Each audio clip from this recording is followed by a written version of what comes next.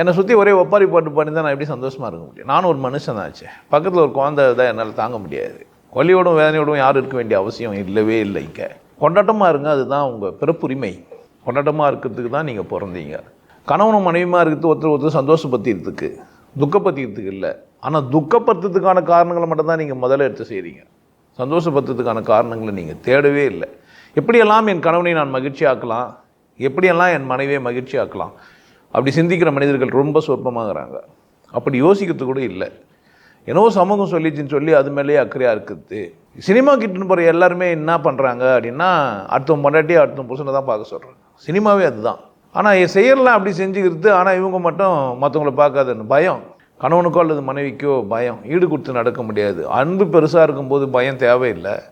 But அதை புரிய வைக்க பாருங்கள் உங்கள் துணைகளுக்கு. பயப்படாதீங்க அப்படின்ட்டு.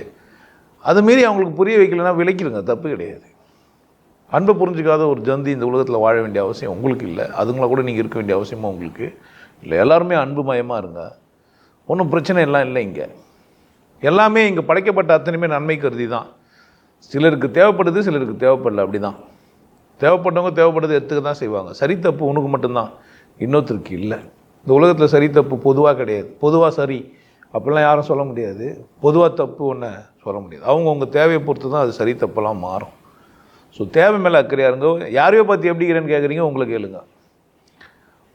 மறக்காதீங்க. உங்கள் வாழ்நாளில் எப்போதும் நீங்கள் எப்படி தான் இருக்கணும்? கொண்டாட்டமாக தான் இருக்கணும். அது எப்படி பாம்பு கடிக்கும் போது துக்கம் பண்ண முடியாதா? பாட்டெலாம் பாடி வச்சுருப்பாங்க. பாம்பு வந்து கடிக்கையில் பழம். வலி இருந்தால் வலிக்கே அழுங்க, தப்பு கிடையாது. ஆல்மோஸ்ட் சிரிங்க, சரியாயிடுவீங்க.